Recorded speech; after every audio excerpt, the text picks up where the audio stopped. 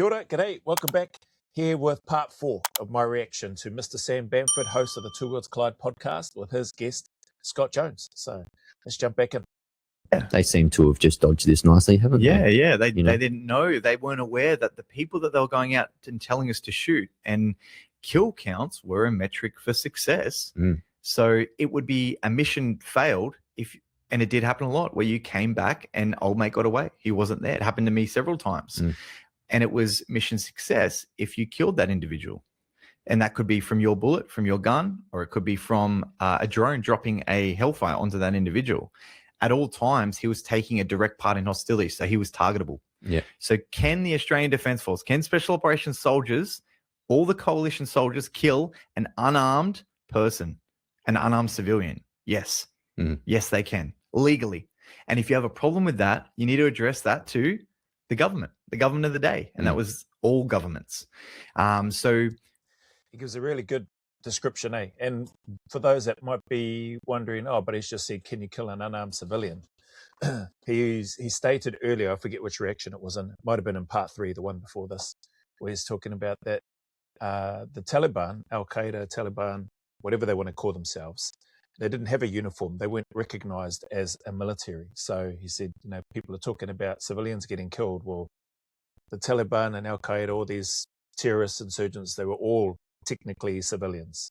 They weren't part of an organized, formalized, or recognized military, is what Scott Jones is talking about anyway. So I thought that was also an interesting clarification, especially with some of the couple of peanut galleries that have come through and talking about justice. Wouldn't I want to see justice done? I've replied to that person in the comments that they put in on, I think it was part 2 or part 3 of my reaction to this particular interview. And yeah, haven't heard anything back from them. So right now, like we didn't want to talk about this. We didn't want to spread this to the world, but Ben's sitting in a jail cell hating life right now. So it's probably worth bringing it up for context. Yep. If you don't like it, speak to the politicians. Yep. And obviously RS isn't sitting in a cell right now. He's out on bail.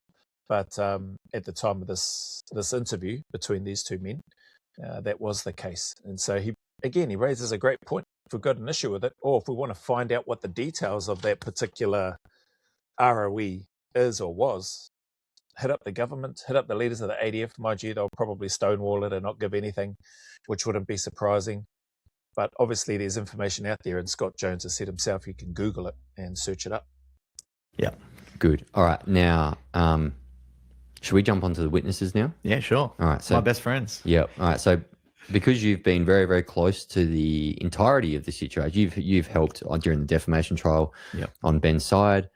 And obviously we're the government of the day. And that was all governments. So right now, like we didn't want to talk about this. We didn't want life right now. If you don't like it. Should we jump onto the witnesses now? Yeah, sure. All right. So my best friends. Yeah. All right. So because you've been very, very close to the entirety of the situation, you've helped during the defamation trial on Ben's side. And obviously we're... I hope I wasn't the reason why I lost. Don't put it on me, Ben. No, the reason why I lost, I think, because it was probability, and the judge seemed to be a bit one-sided leaning. Yeah, his hair too. That comb over, horrendous. Judge Anthony Pasenko, very intelligent man, but gee whiz. Head to turkey, brother. Get that hairstyle straight. So let's talk about the witnesses. Yeah, so let's go. So yeah, the biggest comment that we've seen in the last few days is, 21 of his mates showed up and said he's a shit cunt. Okay, well, let's. This guy's a crack up, man. Scott Jones, respect. Shout out, brother. Appreciate you. But I've been hit with a lot of those in comments in other videos too. Well, look, there's not so much a specific number. I think the comments were more along the lines of there's a bunch of SASR guys or a bunch of his peers that are coming out and testifying against him. So therefore it must be true, right? And so again, the media and their way of portraying the narrative, just like what Scott Jones has described, 21 of his mates have come out and said he's an SHITCUNT, is part of the plan, is part of the strategy to make RS look as guilty as they can before it ever gets to trial, so that by the time a jury gets there, this is just my take, so that by the time a jury gets there, they've got no choice. They've got nothing else planted in their head, fed through their eyeballs into their brain cells that convinces them otherwise. They've already been hardwired, basically wound up like a little toy soldier, clock doll, and then just let loose in the jury stand to go, yeah, no, this guy's guilty. Doesn't matter what I hear, what I see. We're making sure that this guy is guilty. And that defamation case adds to that in terms of the balance of probabilities from what's his face, Komoba Basenko, has only helped the prosecution's case, which is, all part of the media having that sway, the financial influence and the ability to impact the eyeballs and ears of those that consume mainstream media. Let's break that down, because a lot of the people that showed up to say he was a shit cunt have a bit of a bias there, and I'll go through that. Mm-hmm. So the main witnesses against Ben, person one. So they're given pseudonyms. I think that's the professional word for it. Okay. Pseudonyms. You're telling the story, mate. Person one. So person one was an SAS member. He went to Afghanistan, and one of the first jobs in 2006, 2007, they're in an OP on a mountaintop, and person one let an insurgent walk through the middle of the SAS OP directly in front of them and didn't engage. When he was told to engage, he didn't engage. And on another incident, apparently he couldn't engage because he forgot to bring the oil for his machine gun. So his gun failed to fire multiple times when he did eventually try to shoot. So just listening to that, So a couple of things stand out, or actually there's more than a couple of things, but one in particular that stands out straight away: useless prick. All right. So is this one of the guys that got the arse to 4 Squadron, which has come out in that West Australian article that I did a reaction to? I did a live reaction to it, but I'd also already done a reaction to it beforehand, which is, well, I don't know. By the time you see this, maybe it's already gone up. So he got given the order to engage that enemy insurgent that's walked through their OP area. He doesn't engage. So you can't tell me that the soldiers are just following orders, the operator, they're just following orders, like they were told and instructed by a superior commander to do something, so they did it.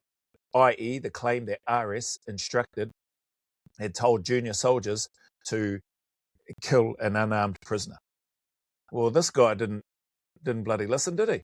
He didn't listen in terms of being told to engage the insurgent. And I think he goes on to share a story here around this. And then the second part of it, the other useless part, is that he couldn't engage. So whether it's part of the same incident or whether it's a separate one, he couldn't engage because he didn't take the oil for the gun. Braz, what are you up to, man? Do you even have some sort of cleaning? Are you even thinking about your weapon, which is your blinking life support in terms of when you're deploying on operations? Are you thinking about maintaining and looking after that? Gun oil is pretty trucking critical. This allowed the SAS's flank to be exposed, and ultimately that day they end up getting in a huge gunfight. So from there, what occurred is the 2IC, the patrol sergeant Matthew Locke MG, who was killed in action not long after this occurred, had to climb up a cliff with Ben Robert Smith to kill this individual, so he didn't come around the other side of the patrol and obviously kill dudes. All thanks to that useless twat who didn't engage when he was told to, and or potentially he couldn't engage because his gun had no oil. This is mad. So when they got back to Australia, Matt Locke grabbed person one by the throat against a pub window in Perth and said, "I'll fucking kill you and throw you through this window if you ever endanger the lives of our patrol again." Person one got fucked off. And he admittedly, he said Ben was a bit mean to him, used to slap him on the back of the head because he couldn't drive properly. And he admitted in court, person one, he was a shitbag of a soldier. So person one, good on him. Good on him for admitting that. Like, you should have left the regiment. Actually, you should have got RTU'd. Like, you should have got binned. Like, if you're not honouring and maintaining that daily renewable contract because you are a SHIT bag of a soldier, by your own admission, you should have done the regiment and the unit and the lads there a favour and trucked yourself off out of the unit. If you didn't have the courage to do that, then the regiment, the leaders, the OC, the troop commander, whoever was in charge should have bloody, car keats, bros, see you later. Like, you're not doing the job. You're an fucking useless soldier. You don't have the trust and or the respect of the members of your team. I don't know what bouncing you around, but maybe he's one of those clowns that they shifted over to the bloody 4-squadron boy band. Unit has their lemons. Even 2 commander, even the SAS. 2 commander was probably me. SAS, it was person 1, right? He admitted to it on the stand. He sucked. And he had to be retrained, and they took him out of that patrol and fucked him off. Now think about how hard he had to be retrained. Far out. Talk about a lifeline being given and being allowed to stay. You're not binned. You didn't get RTU'd. You got pulled out and retrained. Far out. It's mad. it is to become an SAS operator or a commando and earn that beret, it's a big deal. Then to be told you're a shit cunt and fucked off to another team. Well, not only that, to be told that you are and then to be trucked off, but also, like I think he said, by that guy's own admission. He said he was. He said he was useless, basically. And he's still there and didn't leave. Far out. Would you take that personally? Mm-hmm. I would. So does person one have bias against Ben, looking for a way to get him back? Yes. Mm-hmm. Person 7. So during Ben's VC. So Ben's Person 7. This is apparently the guy that I was calling Blinken Sergeant Ballbag in the West Australian article that I was doing the reaction to. So this guy, if it's the same guy, joined the regiment a couple of years before myself and RS were there. And so he's a senior soldier in that article that it's referring to. So Sergeant Ballbag is what I call him. Victoria Cross has never been in question. Throughout the whole defamation proceedings, no one ever questioned Ben's VC. Even his biggest haters said it was the bravest thing I've ever seen in my life. Not according to that article. I don't know if it was Sergeant Ballbag that questioned it, but somebody within that West Australian article that I just did a reaction to recently was definitely questioning it and saying that there was stuff fabricated about RS's VC, which is just, if that doesn't scream jealousy and Blinken, I don't know, boy band culture, I don't know what does. So there was 3 teams. One team's pinned down on the right flank. When they land in this village, there's 100 insurgents come out of nowhere. They weren't aware of this. Ben didn't even have his body armor on. Ben's got no chest plate. Big dog. He's got a big chest. He doesn't need body armor. One team's pinned down on the right flank. One's pinned down in the center and one's pinned down on the left. And there's a small mud wall in front of them and bullets are flying everywhere. The team on the right is absolutely pinned down. No one can move. They're absolutely cooked and they're going to die. And they're looking at each other like we're probably going to die in this creek bed. The team in the middle said, person 7 said, we'll face the rear. We'll stay here. You guys go. And then Well, so that's Sergeant Ballbag, Sergeant Bravery Ballbag, we call him, who volunteers quickly, by the sounds of things, to stay and cover the rear. Just that picture that is described there in that creek bed, the guys out to the right-hand side who are looking in and thinking to themselves they're probably going to die there. RS with no chest plate on. People that, even just in training, but even, especially on operations before a couple of jobs in Iraq, like we had our body armor on and then our webbing and stuff over the top so that we could access and do it. It gives an extra level of comfort, at least to me anyway, and I'm pretty sure to the rest of the guys that are served with, as opposed to not having it, especially if you're going to go into what they ended up landing in, like in a hot LZ, something like that, a target just swarming with insurgents and terrorists. For RS to not have his body armor on, his chest plate, I'm not sure why that is or what happened. But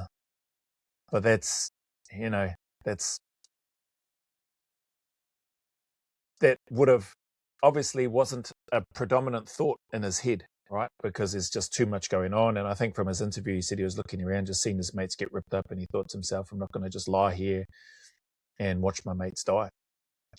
And getting up and charging, assaulting forward without any plating on would have been just as webbing. So no plate under there, no plate front or back, is just next level as far as I'm concerned when I'm when I heard Scott Jones talk about this, because I didn't realise that was the case when I first watched this interview. Team on the left, Ben's the 2IC of this team. And sorry if I'm butchering it, boys. He sees the team leader get up and he steps over that mud wall and he advances to contact. 100 enemy machine guns pointed at him. And he goes one way around a compound, Ben goes the other way. He gets a Star of Gallantry, Ben gets a Victoria Cross. Person 7's at the back saying, I'll just face the rear. And in the trial, he blatantly said, I wasn't brave enough to do what Ben did. And we've got the audio file of that. We made it into a ringtone and turned it. No doubt the EW lads have got the audio file and turned it into a ringtone. Just hearing that, I think this ball bag sergeant is was one of the ones in the West Australian that it's referred to as questioning RS's VC. It's like, bros, how would you even know? You were facing the rear. Apparently. It's just ridiculous, man. Into a dance track, and everyone sort of uses that these days. So, like, what I'm saying is, you're a fucking coward. And in the game, that's a big thing, right? So I'm not saying it. This is what I was told, and this is what came out in the trial. And obviously Ben expressed that to this individual, and that individual was subsequently not in 2 Squadron anymore and put in another squadron that doesn't do green role fighting. He got shipped off to the boy band as well. Right. So this is that. So person 7. I'm pretty sure one of the supporters on my channel, when I was doing the reaction to that West Australian article, that the same person sent through to me, said I have to do a reaction to it, which I did. Pretty sure it was him that said that it was person 7. So person 7's been trucked off to the boy band as well, where there's like a little gathering of this group. And as that article talks about, the nucleus of those detractors of Ben Robert Smith were all just sitting there. And then the bloody lead singer was that twat Andrew Wasty, we'll call him. Andrew Wasty, because he's a bloody waste of space, waste of oxygen. Yeah. I know what squadron you're talking about. Yeah. And during the global war on terror? At this time, when I first watched this reaction, sorry to jump in again, I didn't realise that he was talking about what is now in that West Australian article as 4 Squadron. Like I said, when I did my reactions, that used to be called something else. So it was interesting to see come 2006, it was referred to as 4 Squadron. Prior to that, 4 Squadron, in terms of the lads talking, was we were referring to the wives of the regiment as being 4 Squadron, not the actual 4 Squadron where these blinking Andrew Wasty and the rest of the boy band got sent to. You wanted to be in a green role squadron because that's where the fighting happened. That's where the fighting happens. That's what you signed up for. If you and some people found out the hard way when you got to Afghanistan. Maybe this isn't for me. And there's only one throughout all the training we do and all the simulations we do. At the end of the day, you don't know how you're going to perform under gunfire until it happens. You're either you found that out the hard way, or you've seen it like your cousin did and thrived and performed at the highest level. So.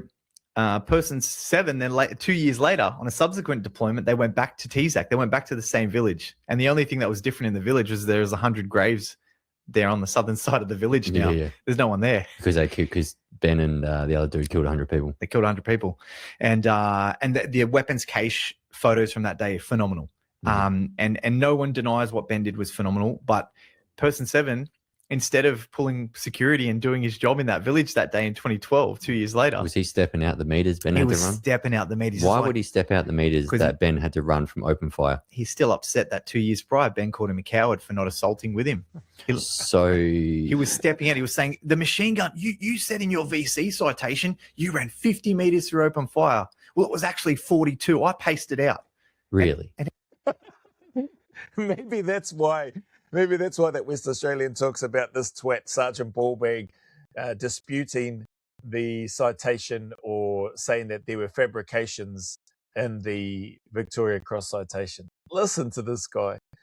Being there instead of doing his job when they've gone back to TZAC, he is pacing out the distance from where RS ran and charged forward and took out guys along with the patrol commander on the other side, based on how Scott Jones was describing it. What a trucking loser. It's like, man, you've already been called a coward. Now you're just being called a petty, bloody, jealous poofter, is what I would say. Everyone's like, mate, Is this why your wife left you? So is this Soldier 7? Soldier 7, the one that was on last night. Yeah, that's the dude that he admitted in bench trial. He was the one that went on 60 Minutes. And he was on 60 Minutes, allegedly, again last night. He said he was the dude from last time, and there was only 2 from last time. Person said the one that believed he had permission to just blurt out and go speak with that clown Masters, and then eventually onto that Dick McKenzie and talk about RS. The same one who believed that he had permission to also go on the actual show itself. It was implied, or whatever was going through his head. And the defence did nothing. Didn't boot him out. Kept him within the regiment, even though in that West Australian article, he had breached rules in regards to going and disclosing information and speaking with journalists. Again, like I said, the regiment, SASR, Special Air Service Regiment Australia, fantastic unit. And I'm biased, right? It is a fantastic unit. Unfortunately, as I've always shared, there are lemons that get through everywhere. Scojo's even just mentioned that. No matter what the organisation is, look at government, look at police, look at military, look at whatever you want to look at. There are lemons that get through everywhere, and for some reason, those same lemons that get through are either protected and or promoted, like that West Australian article also said. Guys there had been protected and given promotions instead. It's just crazy. You do yourself a disservice. This is my words to the regiment. They're doing themselves a disservice by keeping twats like that in the regiment, who would have no hesitation, who clearly have no hesitation in looking to undermine the regiment, albeit, yeah, they say they're looking to target, or they're looking to undermine, or they're looking to expose the truth, they say, in regards to one individual. But it brings the whole, and has brought the whole regiment into disrepute, because that twat hasn't had the courage to bring it up through the processes, through the chain of command, through the hierarchy within the regiment itself. He's gone straight, bypass all of that, and gone straight to the public, straight to media, because he's got a vendetta against RS, who rightfully called this Sergeant Ballbag twat a useless trucking coward. Mad. 7 and person 14. So it's 50-50. I dare say it's person 7. Because he didn't seem last night when I watched it, or the parts that I watched, he didn't seem sad. He didn't seem like he'd suffered PTSD. He looked disgruntled, and he looked very jealous-based driven. Yeah, well, that's the observation that I took out of it. A good friend of mine, Hamish McLaughlin, did a podcast recently, and he said the barrels hadn't even cooled down yet from that gunfight, and they were back at base, and some of these individuals were squabbling over who should get a medal and who shouldn't. Crazy, eh? It's cool that he dropped the Kiwi lad, Hamish McLaughlin's name in here. I still haven't heard Hamish's interview on the podcast. I think it's on the Zero Limits podcast that he's done, which is awesome. Hamish is back here in NZ now, as far as I'm aware. But Hamish was also involved in Willie Apiata's, from what I have been told. Haven't spoken with Hamish to find out. I'd love to, but he was involved in Willie Apiata's contact that night when Willie got awarded or earned a VC, and he is also involved in RS's. So pretty, Hamish has been involved in some hearty stuff, as have a number of other lads, obviously. But interesting when you hear Scojo talking about, this is from Hamish, who was an ex-badged Kiwi NZ SAS operator who's gone over and joined the Australian SAS regiment as a badged operator, and is obviously with the squadron there and with RS and the lads. And he's saying, what did he say? The barrels hadn't even cooled down, and this twat person 7 and the others are already standing around talking about who should get what medals. Well, clearly, person 7 shouldn't be getting anything. He should be getting the ass off to 4 Squadron, which is where he got booted to. And that's not why we do it. No, most of us anyway. Obviously, some did. So then you had another great individual, person 14, the other dude who went on 60 Minutes. Great operator, absolute legend. Had a hard drive full of every person that they'd killed up to that point in time on a hard drive. So I think this might be the guy from the West Australian article that it spoke about, who didn't go. He was part of 2 Squadron, but didn't deploy to Afghanistan the year when they had that battle at Tizak, because of this personal hard drive with this information on it, which his then partner tried to use the blackmail. The guts on her, eh? Like having this stuff and looking to blackmail her former partner or husband, who's a soldier in the SAS, wanting to get money. Like, what is going on with that relationship? The photo of the dead photos that we're talking about earlier, like facial shots, because you had to take a photo of everyone you killed for evidence and, you know, whatever the cops do, chain of custody and evidence and AARs and whatnot. He kept all that on a personal drive and kept it at home. And not judging, you know, soldiers, you know, some people into some weird shit. Some people got some weird kinks, man, but that's a bit okay. So he left, his missus left him and she took all his stuff, including the hard drive. Then she tried to extort $50,000 out of the CO and RSM of the SASR in order for them to buy the hard. Holy heck. So she didn't try to extort her partner or ex-partner. She went to the CO and RSM. That's mad. Far out the stories that they must have, which obviously I doubt they would ever come out and talk about. Maybe not right now. Maybe it'll come out in a book one day. Who is that chick, man? Like, she must have a screw loose or something. But who is she? Like, name this person. Hard drive back so she could go and buy whatever she wanted, some Lorna Jane or some. Oh, so she got the hard drive, tried to sell it back to the unit. She sure did. And this came out in the trial. And they said, so what happened after that? Person 14, I was removed from Ben's patrol and fucked off to that other squadron. Okay, so the three witnesses that claim they... Well, he can. I suppose he'll come out and name that other squadron now when he does some other interviews and stuff, because it's all over the media now. 4 Squadron, Blinken, sounds like. When I was reacting to that West Australian article, and then re-listening to this, and now knowing what he's talking about in terms of which squadron specifically, I can't help but think to myself, are they just trucking off all the useless pricks to 4 Squadron?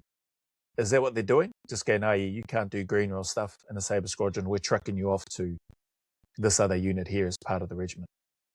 Like, why? Why keep them around if they're too useless to do the role there, which is one of the core roles of looking to join and serve the regiment in the first place, which is the whole reason you have the cycle of training, you get assessed, and you make sure that the candidates can pass every aspect. And then, like Skojo rightly points out, however, you won't fully know or understand an individual's extent or capability until such time as they are facing the heat and they are on a two-way range. Then they will know themselves, but also the other members within that team will also know, yeah, that person has got what it takes to continue to be here or not. And if it's identified that they don't have what it takes to continue to be there because of their actions or lack thereof in the face of the enemy fire or being on the two-way range, well, then surely you don't keep them around and just truck them off to another squadron just because that squadron isn't specifically deploying to be at essentially the tip of the spear. Like, cuck heats, bros. See you later. Anyway, that's my rant on this in terms of part 4. I'll come back, get into part 5 another time, and we'll leave this one here for now. But as always, thank you very much for your time, your support, anybody that stopped by here, and we'll see you on the next video.